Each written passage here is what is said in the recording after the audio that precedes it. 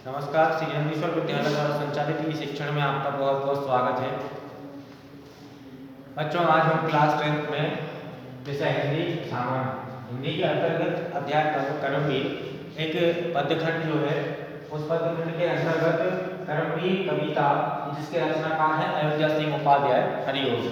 तो आज इसके काव्य खंड का हम पद्यखंड का उनकी व्याख्या करेंगे और समझेंगे कर्मवीर में क्या है। देखिए, जिस तरह से कर्मवीर यानी कि शीर्षक है हमारी इस कविता का, हमारे इस अध्याय का, जिसके लेखक उपाध्याय सिंह हरिओम हैं, अयोध्या सिंह उपाध्याय हरिओम हैं।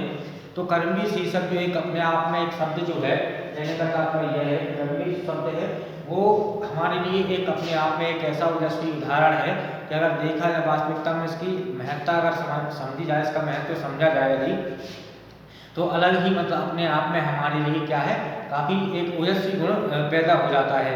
तो कर्मवीर कविता से जिस तरह का शीर्षक है उसी तरह से इस पाठ में भी हमारे लिए पढ़ने को मिलेगा, हमारे लिए अच्छी बात जानने को मिलेगी कि इसमें कर्म की जो महिमा है, कर्म क्या है। देखिए, सब पूरा संसार जो है यानी कि मतलब जो जीवन हमारी मिला है वो भी क्या है, कर्म प्रधान है। अकर्मण्यता का इसमें किसी प्रकार का कोई स्थान नहीं है। तो जो कर्म करता रहता है उसका अस्तित्व बना रहता है। तो कवि ने यहाँ पर रचनाकार ने कवि ने यहाँ पर कर्म करने के लिए हमारे लिए जो प्रेरणा दी है वो हमें कर्म किस तरह से क्या करना है, किन परिस्थितियों में हमारे जीवन की किन परिस्थितियों में हमें उनसे सामना कैसे करना है आदि, किस तरह के जीवन में संघर्ष आते हैं, समस्याएं, आपदाएं, विपदाएं आती हैं, उन सब के बारे में कर्मवीर कविता में हमारे लिए रचनाकार हमारे अयोध्या सिंह उपाध्याय हरिओम जिस पर उनके जीवन पर थोड़ा सा चर्चा करते हैं, देखते हैं कि क्या है। तो उपाध्याय सिंह हरिओम का जन्म 1865 में निजामाबाद जिला आजमगढ़ उत्तर प्रदेश में हुआ था। इनके पिता का नाम पंडित भोलानाथ उपाध्याय था। 5 वर्ष की उम्र फारसी के माध्यम से उपाध्याय जी की शिक्षा प्रारंभ हुई। देखिए, हरिओम जी जो है काव्य के प्रति बहुत ही एक रचनाकार कवि हैं, बहुत ही मार्मिक मनमोहक रचना उन्होंने की है। साथ ही साथ इसमें लोकहित और समाज कल्याण की भावना, प्रबल भावना देखने को मिलती है। हरिओम जी के काव्य में सभी प्रकार के जो हमारे हिंदी साहित्य में रस हैं उन सभी रसों का विभिन्न प्रकार से निरूपण हुआ है, किंतु श्रृंगार, वात्सल्य और कर्म रस प्रमुख रूप से इसमें अभिव्यक्त होता है। तो कर्मवीर कविता में अयोध्या सिंह उपाध्याय हरिओम ने जीवन में कर्म की महिमा का बोध कराया है कि समस्त जगत का विकास एवं वैभव कर्म का ही क्या है, फल है।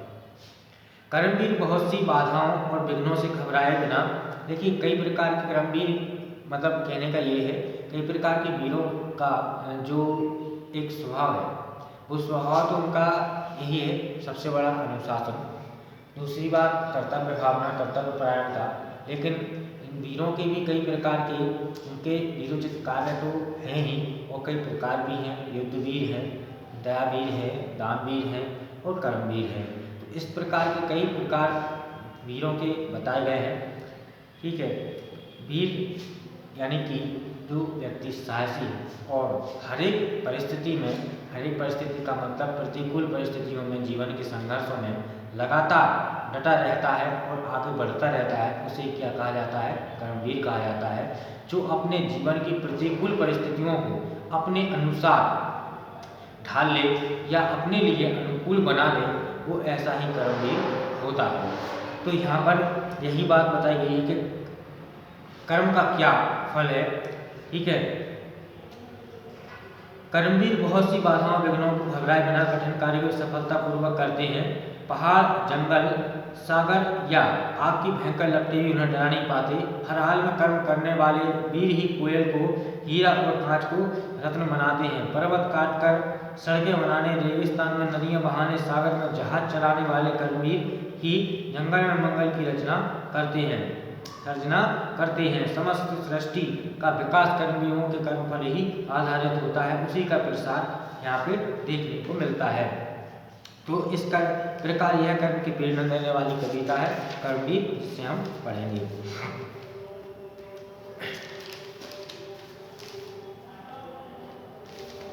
देखकर बाधा विविध बहुविघ्न घबराते नहीं, रह भरोसे भाग्य के दुख भोग पछताते नहीं। काम कितना ही कठिन हो किंतु उकताते नहीं, उकताते तो समझ गए होंगे, व्याकुल होना, अधीर होना। भीड़ में चंचल बने जो वीर दिखलाते नहीं, हो गए एक कान में उनके बुरे दिन भी भले, सब जगह सब काल यही मिले भोले भले। तो उनका कहना क्या है, बाधा का मतलब होता है रुकावट, विविध मतलब विभिन्न प्रकार से, बहु भी माने बहुत से होता है, विविध होते हैं। विघ्न मतलब संकट, भाग यानी कि भाग के अनुत्पन्न मतलब अधीर होना, उबना। चंचल यानी कि अस्थिर, एक मतलब एक होता है। आने यानी कि प्रतिज्ञा, फूले फले यानी कि उन्नति को प्राप्त हुई। इस अंश में देखिए कवि ने नर कर्मवीरों की सफलता को देखकर उनका उल्लेख किया है। जो सच्चे कर्मवीर होते हैं विभिन्न प्रकार की रुकावटों और संकटों से क्या नहीं करते, घबराते नहीं हैं। वे कार्य में कष्ट सहन करके भी क्या करते हैं, अपना कार्य करते रहते हैं। कभी ना तो पछताते हैं, निराशा का बोध उनमें नहीं होता और ना ही कभी वो पीछे हटते हैं। और ये एक सबसे बड़ी पहचान यह है उनकी कि वो कभी भाग्य के भरोसे बैठकर नहीं रहते, वो अपना कर्म करते हैं। वे कठिन से कठिन कार्य में लगे ही रहते हैं, वे कभी ऊबते नहीं हैं। क्या होता है प्रायः कि हम कोई कार्य करने लगते हैं, हमने अपना पूरा मनोनियोजन बना लिया, लेकिन उस मनोनियोजन के बाद में क्या होता है, हमारा समय नियोजन गड़बड़ा जाता है। गड़बड़ा इसलिए जाता है, खराब इसलिए हो जाता है क्योंकि हम उस पर अमल नहीं कर पाते, इसलिए तो हमसे सफलता दूर हो जाती है और हम किसी कार्य को शुरू तो कर देते हैं, बड़े हाव भाव से, बड़े चाव से शुरू कर देते हैं, बड़े शौक से शुरू कर देते हैं, लेकिन वो कुछ दिन ही रहता है, वो एक दुआ स्वप्न ही हमारे लिए साबित होता है। तो कब, जब हम उसे छोड़ देते हैं। वे सच्चे भीड़ में भी अस्थिर दिखाई नहीं पड़ते। ऐसे निर्दय वीरों की एक मर्यादा के पालन में बुरे दिन भले आ जाएं, कुछ दिन मतलब उनके बुरे दिन आ सकते हैं लेकिन हमेशा नहीं रहते। प्रत्येक स्थान पर तथा प्रत्येक समय में ऐसे सच्चे कर्मवीर की उन्नति को प्राप्त करते हैं। व्योम को छूते हुए, व्योम मतलब आकाश, व्योम को छूते हुए दुर्गम पहाड़ों के शिखर, दुर्गम मतलब होता है बहुत कठिन, पहाड़ों के शिखर पे घने जंगल जहाँ रहता है तम आठों पहर, यानी कि ऐसे घने जंगल जहाँ पे आठों पहर यानी हर समय 24 घंटे क्या होता है, अंधेरा रहता है। इतने घने जंगल होते हैं, ऊंचे पर्वत पहाड़ होते हैं, कटीले रास्ते होते हैं। तो गरजती जलराशि भी उठती हुई ऊंची लहर, आग की भयदायिनी फैली दिशाओं में लबर, ये कपा शक्ति कभी जिसके कलेजे को नहीं भूल कर भी वह काम नहीं, वह नहीं नाकाम रहता है कहीं। व्योम मतलब आकाश, दुर्गम यानी क्या आता कठिनाई से पहुंचे, शिखर मतलब चोटी होता, तब मतलब अंधकार होता है, पहर यानी कि प्रहर मतलब दिन रात का 8वां जो भाग होता है 3 घंटे, भयदायिनी यानी कि डरावनी, लवर यानी कि लपट या लौ जो आग की लौ होती है, नाकाम यानी कि असफल। इसमें बताया गया है, क्या बताया गया है, इस पद्यांश में यह बताने का प्रयास किया गया कर्मवीर कठिन से कठिन कार्य को सिद्ध करने में सफल हो जाते हैं और बड़ी निडरता से करते हैं। चाहे आकाश को छूने वाले चोटियों वाले पहाड़ हों या इतने सघन वन हो जहाँ दिन रात अंधकार रहता है। क्या कहा है, जब घने जंगल जहाँ रहता है तम आठों पहर, ठीक है ना, तो वहाँ पे क्या अंधकार बना रहता है। गरजती जलराशि उठती ऊंची लहर, यानी कि चाहे घनघोर गर्जना करती सागर की ऊंची ऊंची लहरें हों, अथवा आग की भयदायिनी फैली दिशाओं में लबर, यानी कि चारों दिशाओं में चाहे आग की डरावनी लपटें फैली हुई, सच्चे कर्मवीर क्या करते हैं, कलेजे में ये भय की कंप भी पैदा नहीं कर सकती। ऐसा डर निर्भीक कभी भी असफल नहीं रहता है। अगला पद्यांश है, काम को आरंभ करके यूं ही नहीं छोड़ते, सामना करके नहीं जो भूल का मुँह मोड़ते, जो गगन के फूल बातों से नहीं तोड़ते, संपदा मन से करोड़ों की नहीं जो जोड़ते, बन गया हीरा उन्हीं के हाथ से है कार्बन, कांच को करके दिखा देते हैं वे उज्ज्वल रत्न।